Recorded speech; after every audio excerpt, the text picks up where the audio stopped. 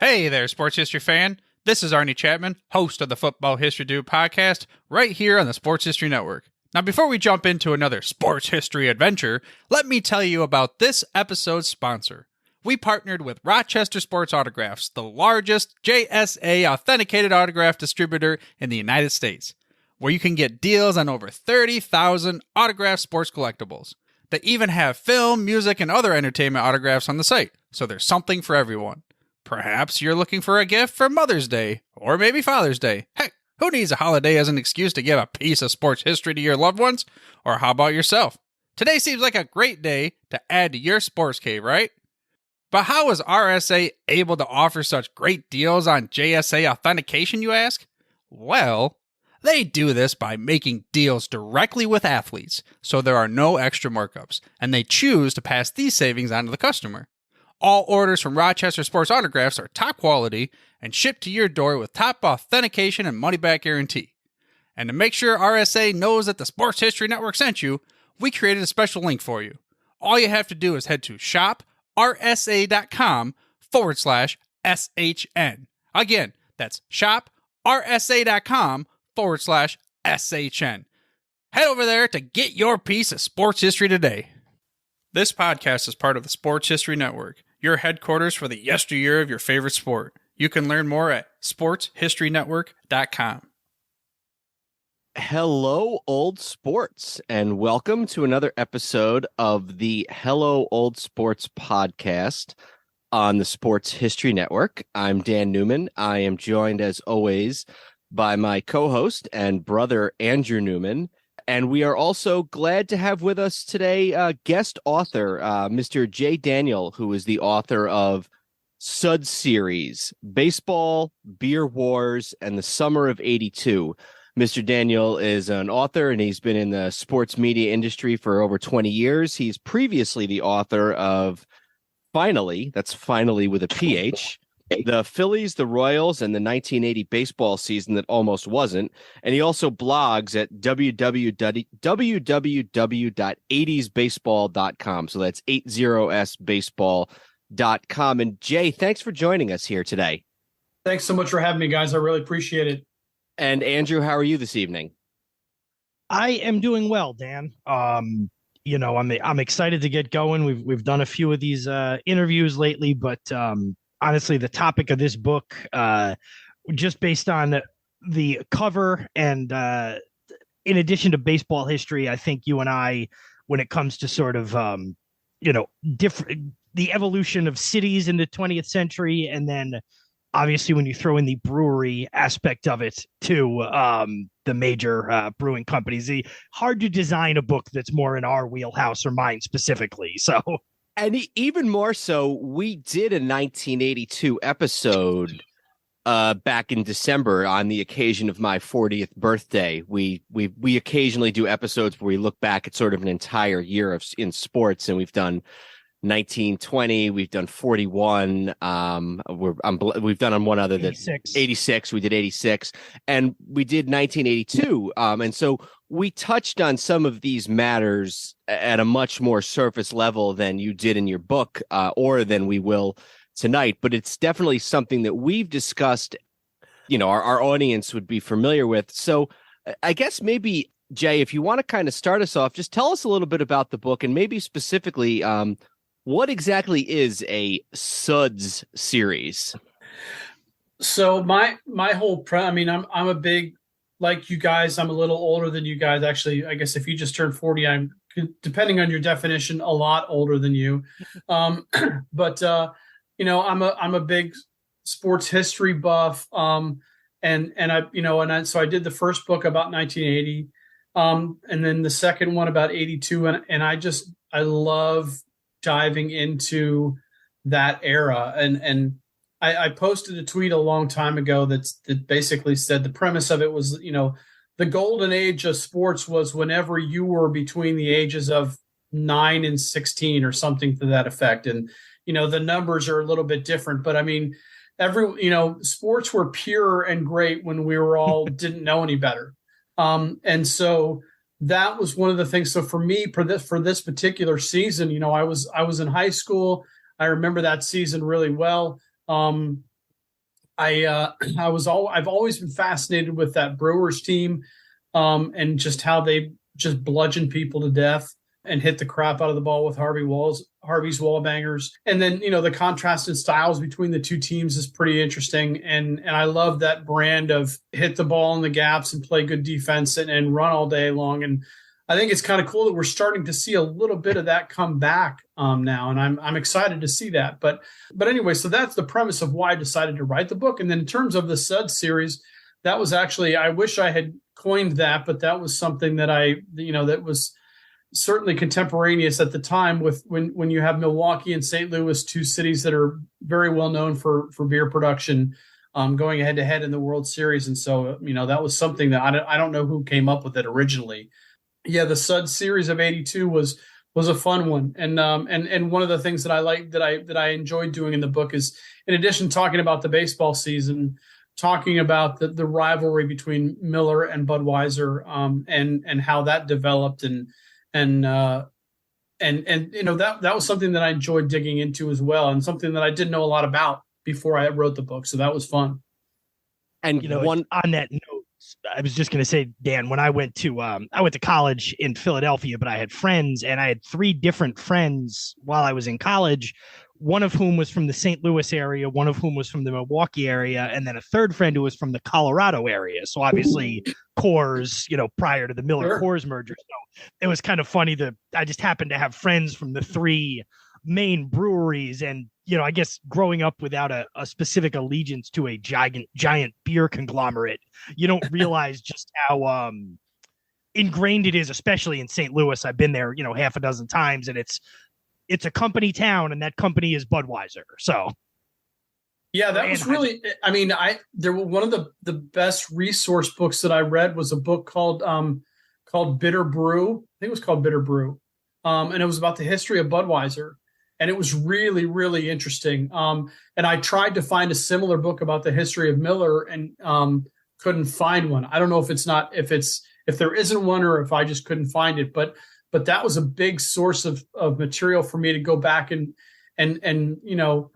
kind of weave that narrative, and that beer thread goes throughout the book, and is something that helped, I think, kind of tie the narrative together overall throughout the course of the book.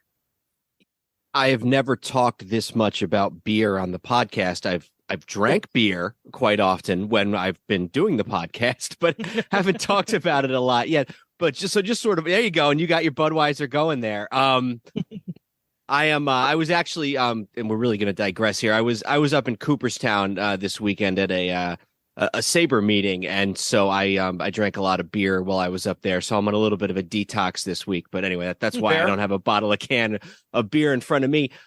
And I promise, audience, we will get to baseball in just a minute here. But I think one of the things that was interesting to me, and I think I understood this sort of intellectually, but I didn't necessarily have a concept of this.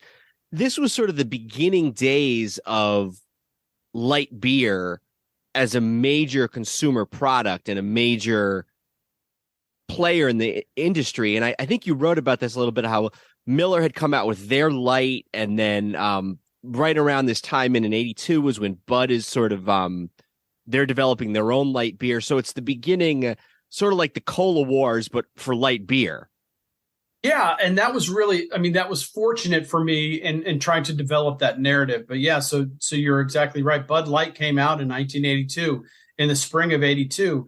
Miller Lite had come out in the early '70s. I want to say maybe '73, but I'm not exactly sure. But Miller was owned by Philip Morris at the time, and one of the things that they tried to tap into was the fact that when Philip Morris sold cigarettes, they didn't necessarily sell cigarettes. They sold the men who smoked them. It was the Marlboro Man, right? And so they tried to take that similar approach, but that's a little bit tough to do with light beer, with, essentially diet beer, especially in the early '80s. And so that's why Miller went out and recruited all those former athletes. And so they start with Bubba Smith and Dick Butkus. And so if you're a guy that thinks, well, okay, light diet beer, that's not very manly. Well, if Dick Butkus and Bubba Smith drank it, then it's good enough for you. And so that really took off. And what Budweiser saw, they didn't want to do a light beer, but they saw that Miller was really, really starting to eat into their market share. And that was what prompted Anheuser-Busch to say, all right, maybe we need to come out with a light beer too. And so they launched it in the spring of 82. And that really, for Budweiser, was always number one in this country for, during that period. But Miller was really starting to close the gap. And once Budweiser came out with Bud Light, that started to widen that gap again back to a place where Anheuser-Busch was more comfortable with it, shall we say. So maybe we should move to the baseball a little bit. Fair. And you didn't focus exclusively on the Cardinals and the Brewers. You looked really at every team, which I thought was really cool, and kind of learning all of these different things. So I guess sort of a vague question, but I guess sort of top level, give the audience an idea of sort of what's going on in baseball in 82 and who some of the major contenders are, because it's a really interesting time period, this early 80s. You basically have two different teams going to the World Series every year. Yeah, I mean, if you go back and look at baseball history, there has not been a decade that had the parity that the 80s did. Most decades, you've got, I mean, even just go back one decade to the 70s, right? Between the Reds and the A's, they won, and the Pirates won 7 of the 10 World Series. And adding our Yankees for 2 more. Exactly. Yeah, exactly. Right. So, and obviously you go back further than that, the 60s and the 50s, and the Yankees are completely dominant. And so the 80s, the Dodgers were the only team to repeat.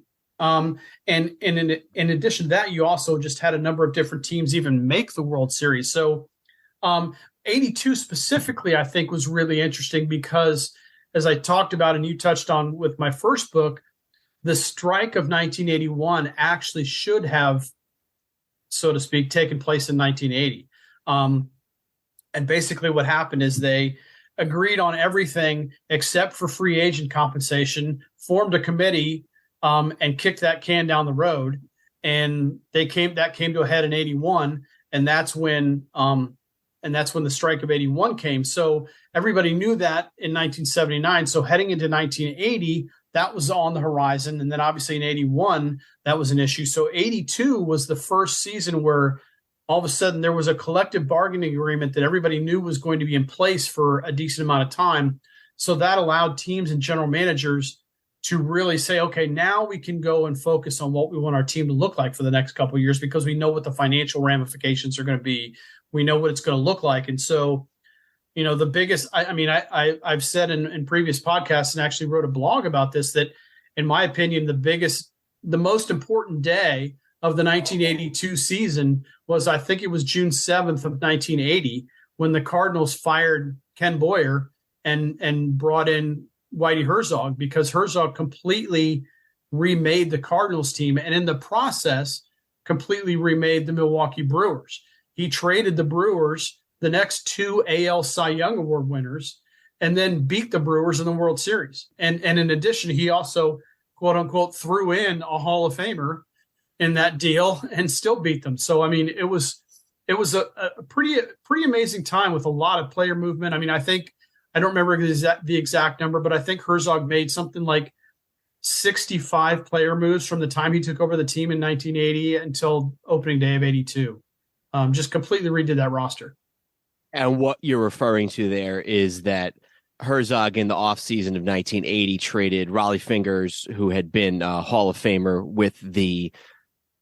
who'd been an All-Star and an MVP, or I think it was MVP or Cy Young. He'd been an award-winning pitcher with the A's in the early 70s, as well as Ted Simmons, the catcher, who just recently got into the Hall of Fame a couple years ago. And then also Pete Vukovich, who's got a little bit of an interesting story in his own right that maybe we'll get into in a little bit. And in reading this, I did not realize, and I guess it's because he never actually suited up for them, Raleigh Fingers with the Cardinals, he never actually played. He just was. How did that all work? How did he end up on the Cardinal roster after the 80 season so that he could get traded to the Brewers?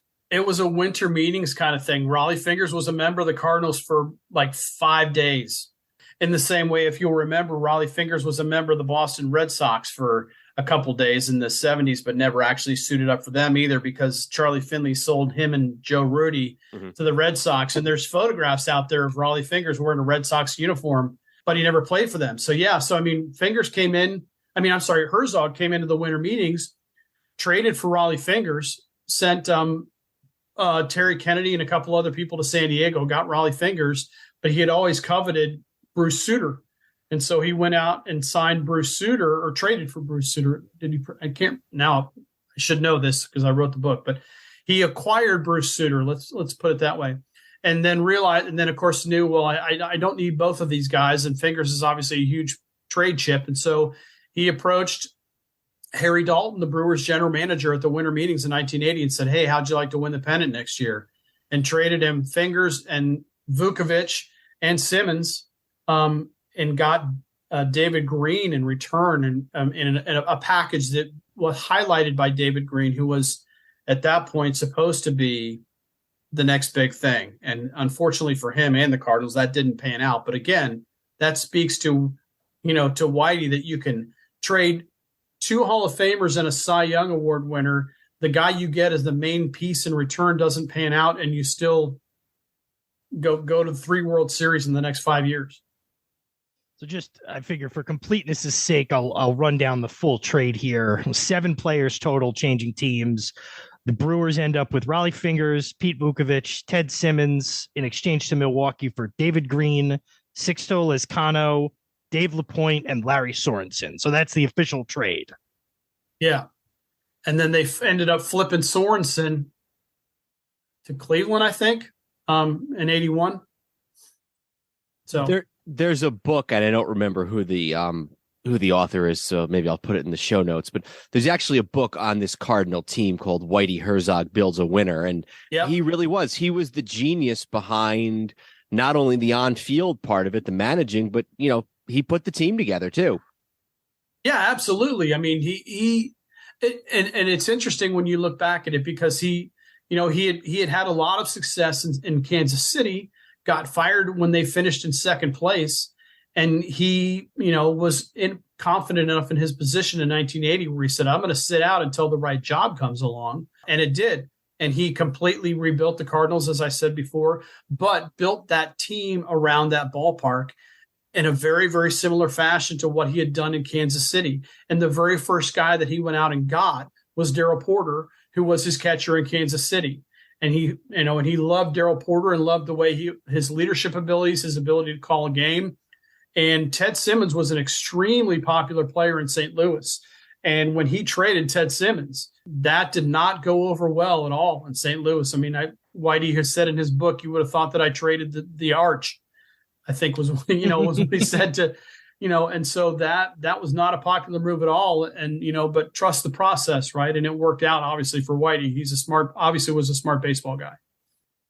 And like you said, they're sort of the polar opposite of the Brewers. I think the Cardinals hit something like 67 home runs all year. And this was a world championship team that only had 67 home runs as a team for the whole year. And I don't know what the exact number was for the Brewers, but they were up there. They might have led the league or led the majors, or they were close. And they got the nickname Harvey's Wallbangers because they were constantly hitting these balls off the wall, over the wall, led by, Hall of Famers, Molitor, Yount, Cecil Cooper. So they're like sort of like almost the polar opposite of what the Cardinals are.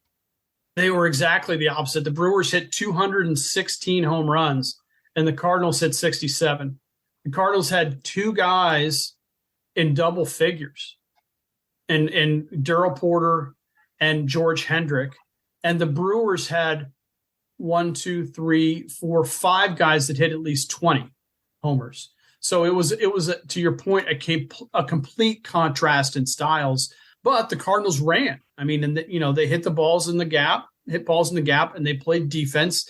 And when you've got Vince Coleman, I'm sorry, Vince Coleman was 85. When you've got Ozzie Smith and Lonnie Smith and Tommy Herr and those guys at the top of the order, Willie McGee, right? Who's another guy that Whitey stole. Thank you. That's who I was thinking of. that, they just ran and they put so much pressure on the opposing defense. And that's the part of the game that I missed, that I think we're starting to see, And again, one of the things that we haven't touched on yet is of course, 82 was also the year that Ricky stole 130 bases. Mhm. And so, when Ricky gets on, it's, it could be a triple in 2 pitches. He could walk and be on third in 2 pitches. And so that's the kind of pressure that those Cardinals teams and obviously a lot of teams in the early 80s, in the mid 80s, put on the opposing defenses. And in my opinion, it was a more fun brand of baseball to watch than sitting back and waiting for somebody to hit the ball 450 feet. Yeah, I think you're exactly right. And I said for the last however many 10 years or whatever it was, like, I understand the theory behind it, and I understand that the percentages and whatever say stealing a base might not be worth it, but we can all agree that the game is more exciting, whether it's smart baseball or not, when it's not just walk, home run, strikeout. And what I like, and what the, not to talk too much about modern times, because I think that's against the rules on our network. Fair. I get it. I like, no, I'm just kidding. Obviously, I like that they're making it so that it is smart baseball again to do those things. I have to talk about, since you mentioned Ricky Henderson, I have to talk about this, ask you to talk about this whole thing with, it's on page 156 of your book, the whole thing with him trying to steal, or the guy in front of him trying to get picked off, and the other team to pick him off. And I be honest, I had never heard any of that, and I was blown away that happened, and I didn't know about it. Yeah, so basically what happened was Ricky was close to breaking the record, and he needed to have a big day. I think he needed to steal 4 bases that day, maybe 3, and it was the last day of the homestand. And so the A's wanted him to break the record at home. And so what happened was basically Ricky came up. He was due to hit second in his what was probably going to be his last at bat of the game. And Mike Stanley got on base ahead of him. And Stanley had like 30 some bases and stolen bases in his career. Like that was not his deal, right? And Ricky needed to steal second and third in order to break the record at home. And so what Billy Martin did was tell Stanley just to get hung out and get picked off. And so that would free the base pass for Ricky. And Sparky Anderson, they were playing Detroit. Sparky Anderson was onto it. And so he yelled at his team. So Stanley was hanging out there trying to get picked off, and they threw over, and Sparky's yelling at his guys, just don't tag him. And so there's this bizarre moment where Stanley is basically just hung up in between second and third base, kind of not doing anything, waiting for somebody to come over and tag him out. And the Tigers are throwing the ball around the infield. And finally, someone comes over and tags Stanley out. And so that frees up second base for Ricky. So then he steals second, slides in safely. And the umpire at the time was Durwood Merrill, who called Ricky out because he knew what was going on and didn't want Ricky to break the record that way. And Sparky went ballistic after the game and just said, this is a travesty, and the game can't do that stuff, and you have to respect the game. And I think to a certain point, I certainly agree with Sparky. And the other point he made was, if you can steal that many bases, you can break the record honestly. And it wasn't like this was at the last game of the season either. I mean, it was in September, but they still had plenty of time. But again, they just wanted him to break it at home. So he ends up going to Milwaukee and breaking the record in Milwaukee. But yeah, it was kind of an interesting and fun story that I read about. And Ricky talked about that in his first book. In his second book that just came out, the one he did with Howard Bryant is outstanding too for fans of that era. I would highly recommend it. Yeah, I have it. I've not read it yet, but I was actually just about to reference it. The whole relationship between Martin and Henderson is kind of a story unto itself because, and I think, Andrew, I've talked about this before, and Jay, you know this as well. Martin sort of starts off kind of hesitant to give Ricky this green light. And then at some point, Billy Martin realizes that Ricky Henderson's got a shot. And so all of a sudden, Ricky Henderson becomes his favorite player. And he basically says, I'm going to get Ricky to break this record come hell or high water. and I think the story that you two were each discussing a minute ago probably is proof of that. The sort of interesting coda to that story is 3 years later when Ricky's on the Yankees by this point, and Yogi Berra is managing the Yankees. And this is the famous, Steinbrenner fires Yogi Berra 2 weeks into the season, and Berra gets angry, vows never to go back, blah, blah, blah. The whole clubhouse, the entire Yankee team is ticked off beyond belief. The Mattingleys, the Guidrys, the Winfields, none of them want to see Yogi Berra go and play for Billy Martin. The only guy who's happy about it is Ricky Henderson, because Henderson had played for Martin in Oakland and loved him. So that's sort of a long, interesting relationship between those two as the 80s progress, I guess you could say. So there's so many different places we could take this, because like I said, you really you mention and talk about every team. One of the ones that I was really fascinated by was what was going on with the California Angels, because this was Reggie Jackson's first year with the Angels after 5 years in New York. They've got an aging Rod Carew, another Hall of Famer, and they're a team that's not without drama. And you have a quote in here from Don Baylor, who's another guy who's, if you look at Don Baylor's 80s career, the guy just played on so many interesting and good teams throughout his career, especially in the 80s. We got a quote here from Don Baylor, who said, "The Angels had a lot of millionaires and egos to match the dollars. You couldn't take a swing without hitting an MVP, batting champ, or home run king. There were personality clashes. I can't count how many of them revolved around Reggie, and I can't count the number of times I wound up in the middle trying to keep everybody from killing each other." What's going on with the Angels in 1982 other than trying not to kill each other? Yeah, well, to your point, I mean, they had a lot of talent on that team. There are 4 former MVPs on that ball club between Reggie, Baylor, Freddie Lynn, and Carew, right? Oh, and Rod Carew, right? Yeah. So, I mean, it was, and there's my favorite story, and I didn't do a lot of interviews for this book, and that was actually on purpose, because I thought if I started to chase interviews, I would never stop. And I ended up talking to Doug DeSensei, and to speak directly to that point, DeSensei told me a story about how one night Reggie and Bobby Grich went out, just on the town. They were both single, and they ended up both vying for the affection of the same woman. And she ended up going home with Bobby Grich that night. And the next day in the clubhouse, Reggie is all over Bobby Grich. He's just giving him all kinds of crap, and nobody can figure out why. And of course, the only person who knows what it's about is Bobby Grich. And they end up, getting into it a little bit. And as you said, Don Baylor is the one who steps up and kind of settles things down and basically tells Reggie to back off. There's more to the story, in the book, but I mean, that was one of the great stories that DeSensei told me. But then the other thing with that team was, they thought their pitching wasn't going to be that good, and then their starting pitching ended up being great. But then what cost them in the end was, according to a lot of people, Doug DeSensei included, decisions that Gene Mauch made in the ALCS that really kind of scuttled their season in Game 5 of the ALCS. And Doug kind of pulled no punches when I talked to him about that. He was not at all pleased, even later. I mean, Doug DeSensei was on that 1979 Pirates team that blew a 3-1 lead.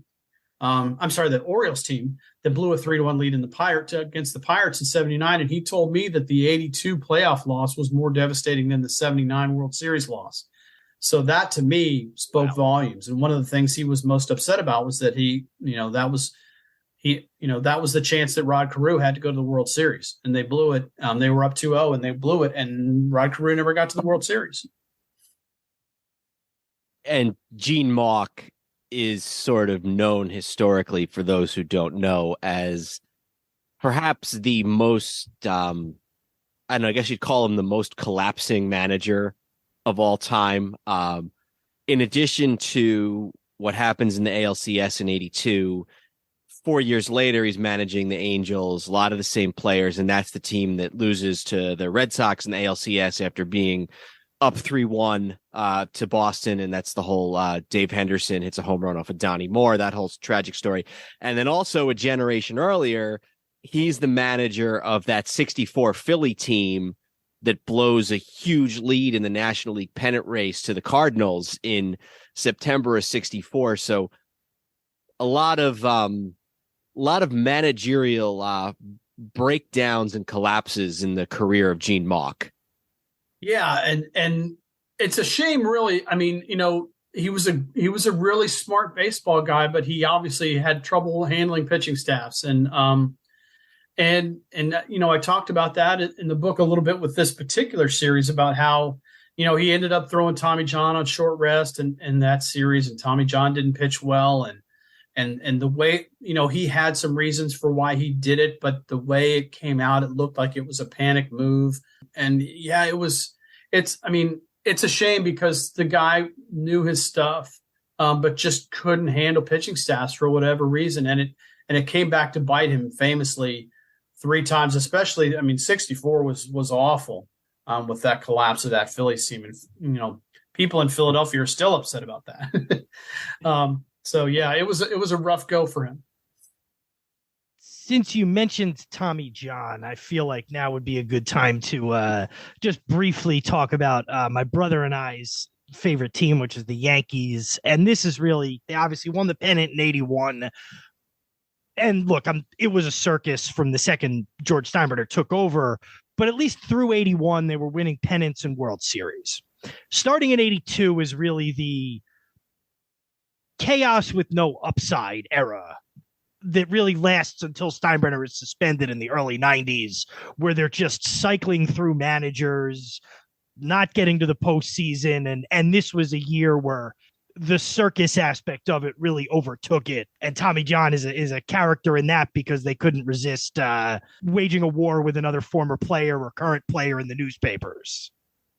Yeah, to your point, 82 was the beginning of the Yankees' demise. And much to the chagrin of Yankee fans and Don Mattingly, who, he was the guy who he came up a little bit after that and was, had this tremendous season in 84, but never ended up playing in the postseason. And so, 82, George decided he was going to let Reggie go and they were going to focus on speed. And so he went out and got Ken Griffey and Dave Collins, and they were going to be the go-go Yankees, and they were going to run all over everybody like the Cardinals were.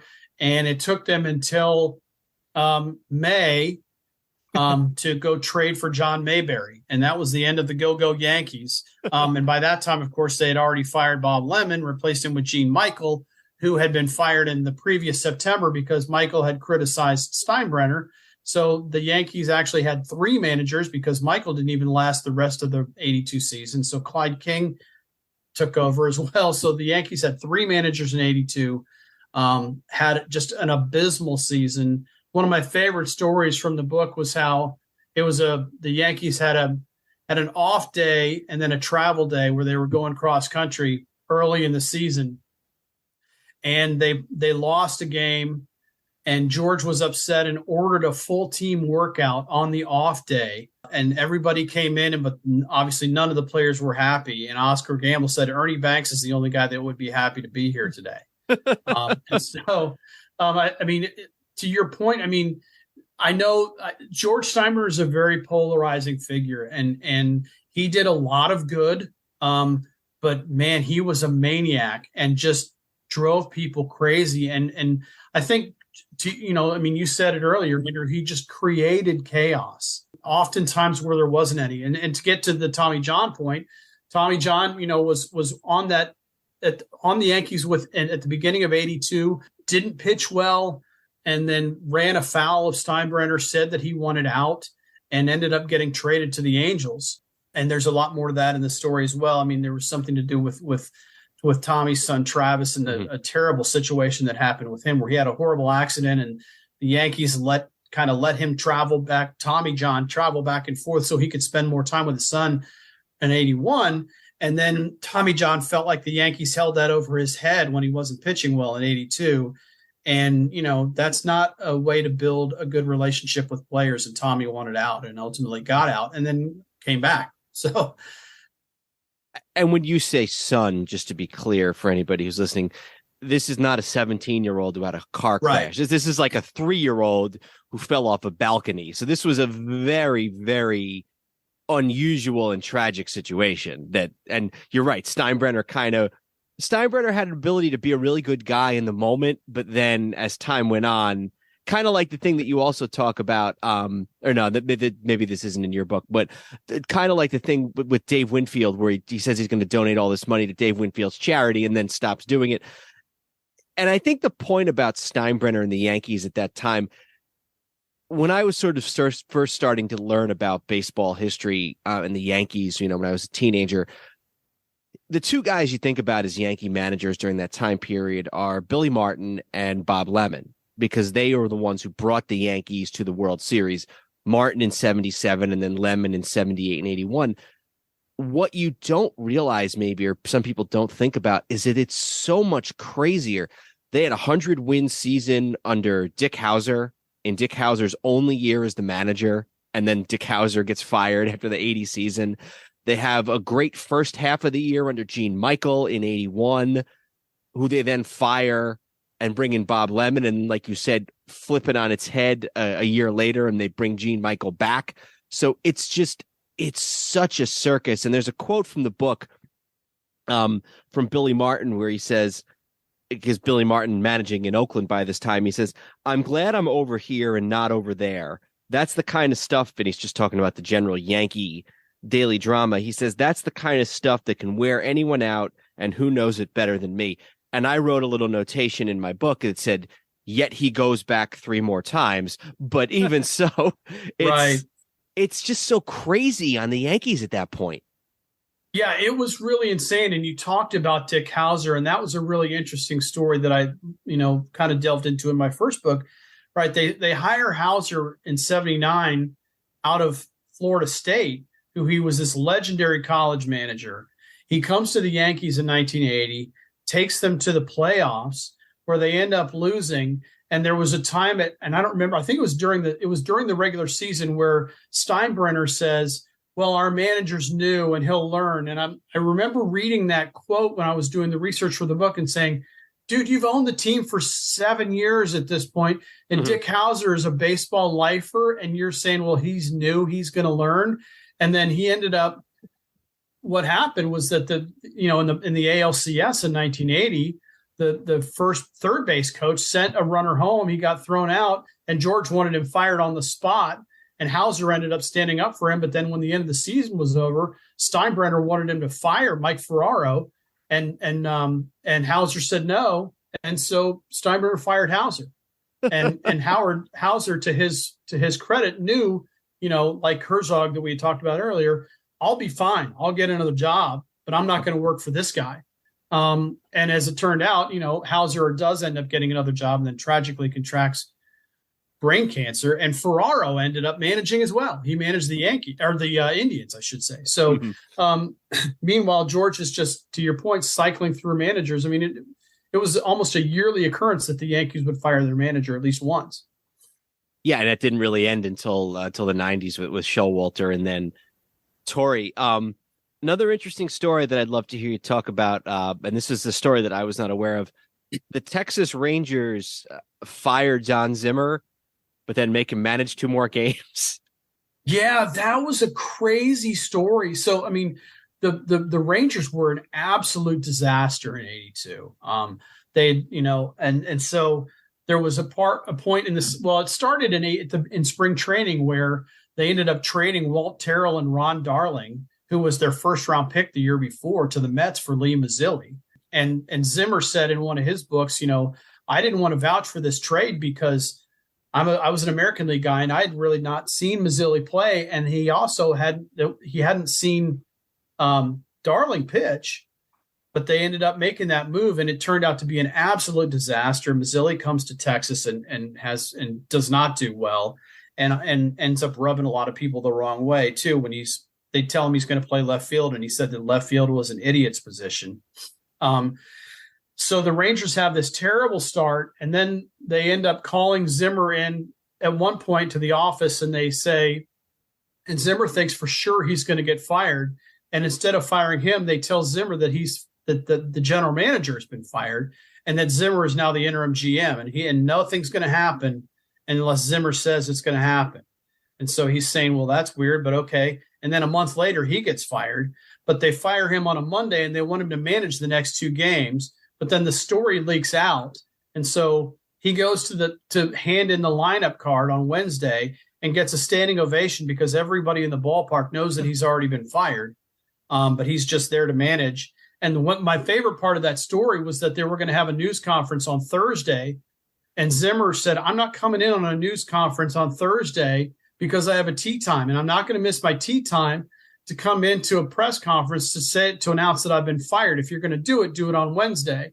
Well, then they ended up not even telling Zimmer where the news conference was. So after the game is over, he's sitting in his office and someone says, hey, you're late for the news conference. He's like, well, no one told me when or where it was. So it was just a crazy situation. Eddie Childs was sort of Steinbrenner light and in the sense of how kind of crazy he was as a manager or the owner of the Rangers. And I mean, cycled through a lot of players and just didn't know what he was doing. It was an absolute disaster. That Rangers, I mean, the Rangers were just an abyss. I mean, playing in that ballpark when it's 150 degrees every single night in front of nobody, and losing, 90 games every year, but still managing to spend a decent amount of money on talented players but they could never get any pitching. And they were a disaster. So it was interesting. I mean, sometimes it's fun to look back at teams that were just woefully bad and try and sort of dissect it and figure out what went wrong. And how bad historically were they? And I mean, another example of that is the Twins in '82 as well, when they move into the Metrodome and then immediately get their brand new stadium and then immediately start trading all their players. It ultimately kind of worked out for them in the long run, but at the time it did not go over well. I was going to say I'm assuming we'll want to get towards the end of the season and the postseason in a minute, but a team that doesn't factor into the postseason but is in it right till the end is the Baltimore Orioles. And this is an interesting year because it's at least what was understood at the time to be Earl Weaver's last year.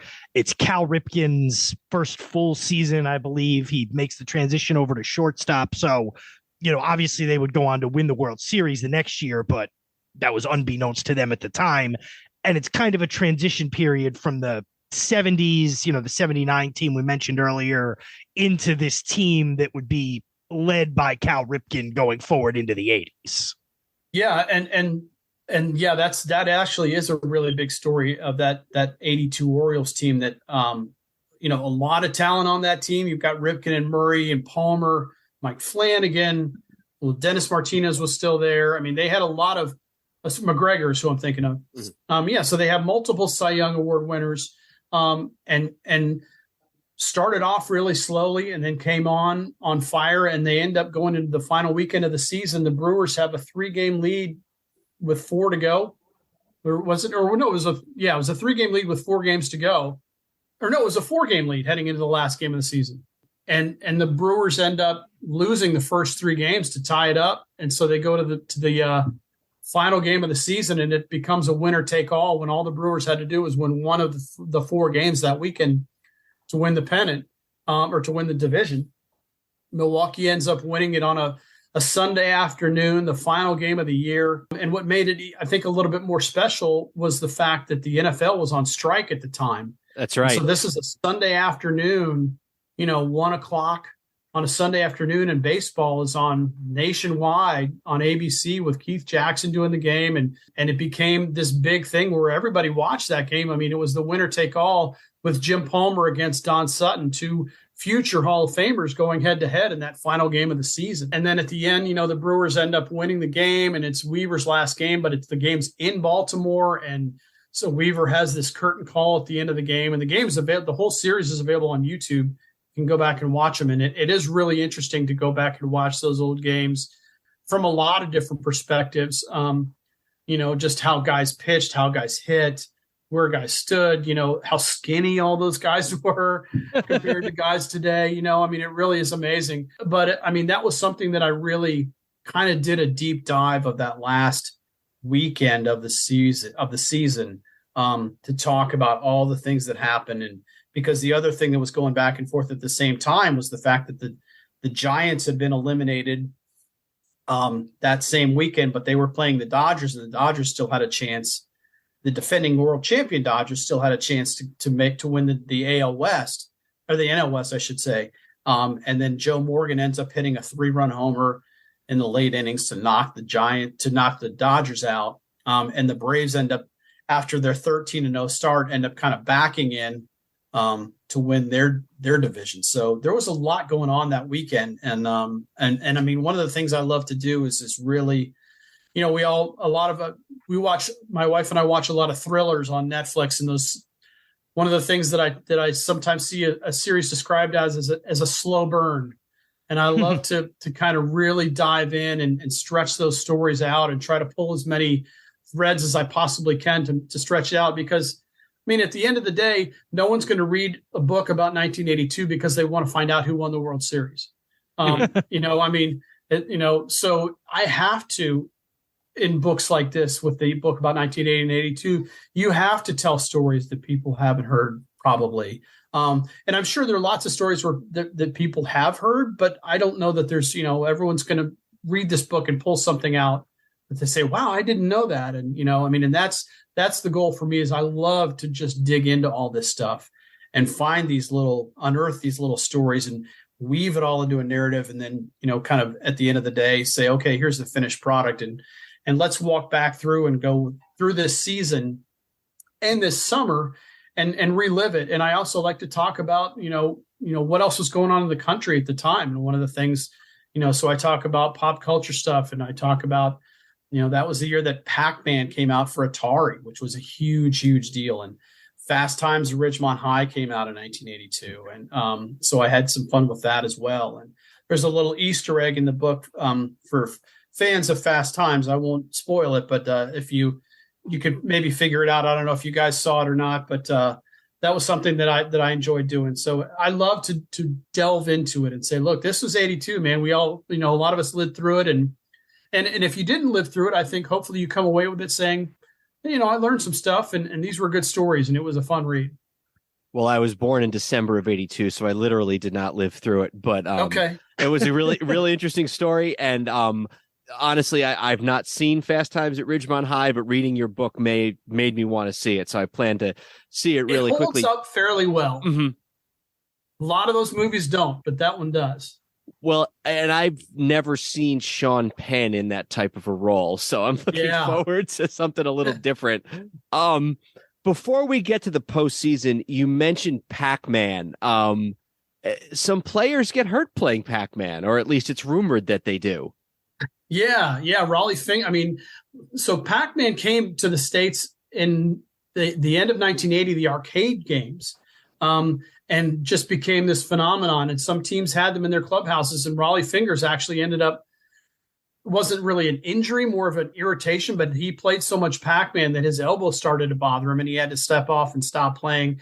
And then later in the season, there was an instant where Pete Vukovich was playing in the clubhouse, and depending on who you hear, or depending on which story you believe, he had a Pac-Man machine or something fall on him. But one of the stories that I read was that he got so upset that he had lost that he kicked a machine and ended up hurting his ankle.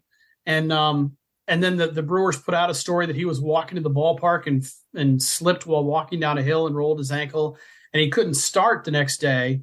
And so they ended up running Jerry Augustine out there in a brutal take one for the team kind of day, where he gave up, I think, 10 or 11 runs in 3 1/3, something like that. And it was just this horrible situation for Augustine, but kind of the players knew what was going on. And one of those situations where, man, we can't use up our bully, so you're going to be out there, and sucks for you. So it was an interesting one. And again, another fun story that I stumbled across. So in the time that we have left here, why don't we talk a little bit about that postseason, and particularly about that World Series, because it's a classic postseason. The ALCS especially, we talked a little bit about the Angels blowing the 2-0 lead to Milwaukee in what was still then a 5-game series. And then you got the Cardinals really coming from behind, both in games, they're down 3-2, and then also in Game 7 itself, They're down 3-1 late in the game and coming back to win their first World Series in about 15 years. Yeah, it was funny because I did starting to do some research potentially for the next book, and I read a quote from '83 from Whitey Herzog that said, hey, we out homered the Brewers, the mighty Brewers in the World Series, and he said, that's why Gussie Busch loves me, is because everybody during 7 games of the World Series got to see the Clydesdales out there, and they sold a lot of beer, and we won the World Series. So. Yeah, I mean, the Cardinals were, one of the big things that I saw was that if you go back and look at those games, the Cardinals lost game 1 10-0. And Paul Molitor and Robin Yount both had huge days. And Ozzie Smith said that the scouting reports told them that they needed to play the Brewers back because they hit the ball so hard. And then it turned out that the Brewers ended up, I think they had 5 or 6 infield hits in game 1, and the Cardinals kind of decided as a group, well, screw this, we're going to play where we normally play. And all of a sudden they started to chop off those infield hits. But yeah, it was a back and forth series. The Cardinals win game 2 and game 3, but then the Brewers win game 4 and 5, and the Cardinals trounce the Brewers in game 6. So then you come down to game 7 and all of a sudden the Cardinals are down late in the game. And they've got Joaquin Andujar against Pete Vukovich, who by this point is pitching with a torn rotator cuff. And Andujar had been hit by a line drive up the middle, or, hard ground ball up the middle. And so there was some doubt as to whether he'd even be able to go. So kind of really gutsy performances by both pitchers in game 7.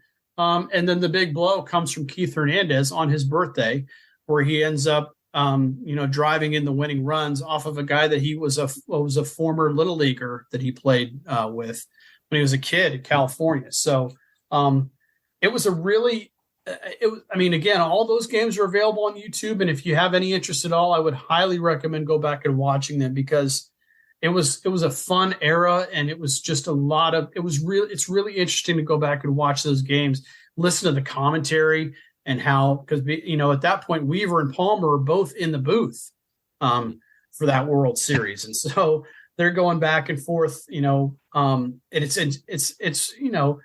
it's really, really interesting with the hindsight of history to go back and watch those games. I didn't realize that for 10 years, the DH just rotate. I assumed the rule. I knew the first couple of years there was no DH, but I just assumed after that it was the rule that it was for years, where it depended on who was the home team. I didn't realize that for a 10-year period, it was just like either every game had the DH or no games had the DH. Yeah, it just alternated year by year. One year there was one, and one year, the next year there wasn't. And it was luck of the draw. Kind of interesting to think about what series that were close might have been different if they played those under different rules. Yeah, so even numbered years were DH years, because there was one in 80 with the Phillies Royals, and in 82 again. When did they stop that? It was like 85, 86? You know what? That's a great question, and unfortunately, I don't know the answer off the top of my head. I should, but I don't. What'd you say, Andrew? 85 was the last one like that, and then 86 went to the home. Gotcha. So, Jay, we really enjoyed the book. There's a lot of things we didn't get to. You got stories in there about Hall of Famers, Jim Rice. Interesting story about Jim Rice. Joe Torre. There's a lot about him and his Braves team. Robin Yount apparently once tried to punch his teammates for the sin of chanting MVP at him at a team party. So, I don't know. I think you got that story from Paul Molitor, or you saw it from Paul Molitor. I don't know what the intention of that was to be, but to me, it just made Robin Yount kind of seem like a jerk. I don't know if that was Molitor's point or not, but to me, that's how it. No, I think I think he was trying to say how humble Yount was, and that he made him uncomfortable to be recognized in that way by his teammates, and he just wanted to go out and play. Mm-hmm. And more so than anything, he just wanted to play baseball. I mean, that guy was just a baseball player, and that was what he was concerned with, and he didn't want the attention. He just wanted to go out and play and win. before we let you go, and feel free to not answer this, but you mentioned but potentially some research for a next book. Do you have an idea of what you'd want to do next? Yeah, I mean, I'm looking at 83, but there's a lot of moving parts. I mean, I'd have to, and I'm in the very preliminary stages of it. So I would say don't hold your breath if you want to read a book about 1983. At least if one does come, it's from me, it's not going to be for a while. Mm-hmm. But I just started to look into it, and I really want to do more of a deep dive and really get into the nitty gritty, because I'm fascinated by the minutia of all this stuff, and I'm fascinated by just going in and I mean, one of the things for 83, I learned there was an Orioles game early in 83 in April where it was the wind chill was, I think by the end of the game, the wind chills were in the single digits, and the clubhouse manager for the Orioles, the game was at Memorial Stadium, drove a station wagon out and parked it in the bullpen so that the guys in the bullpen could sit in a station wagon with the engine running and the heat on, so that they wouldn't have to sit in a cold bullpen. So just, those kinds of stories are just fascinating to me. And again, it speaks to the difference in times, right? I mean, now guys, they've got heated bullpens and whatnot, but I love the anachronisms of it. So the book is called Suds Series, Baseball, Beer Wars, and the Summer of 82. Our guest today has been the author, Jay Daniel, and we recommend the book and hope you all check it out. And Jay, thank you so much for joining us. Thanks so much for having me, guys. I really appreciate it. And until next time, I'm Dan Newman. And I'm Andrew Newman. Goodbye, old sports. This podcast is part of the Sports History Network, your headquarters for the yesteryear of your favorite sport. You can learn more at sportshistorynetwork.com. Hey there, sports history fan. This is Arnie Chapman, a.k.a. the Football History Dude, and I hope that you enjoyed this recent episode presented by the Sports History Network and were able to learn some good old-fashioned sports history knowledge nuggets. I started the Sports History Network back in 2020 with the mission to help podcasters find a community of like-minded sports history nerds, as well as helping aspiring podcasters to start their own shows. We have a little bit over 30 shows on the network right now covering all sorts of sports history, but as far as I'm concerned, we're just at the toothpick in the ocean moment, that can't even figure it out because there's so much more coming. We wanted to create the ultimate headquarters for sports yesteryear, starting with Podcast Network and our website, but we're going to continue to move into other mediums as well. And here's the cool part, because we want you to be part of our team.